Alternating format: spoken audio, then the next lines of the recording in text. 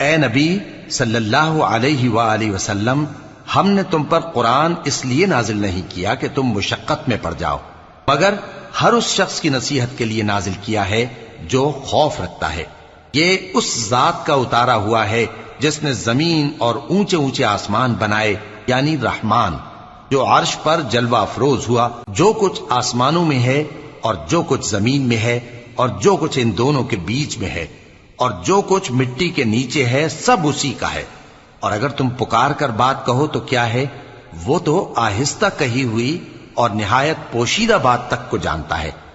अल्लाह वो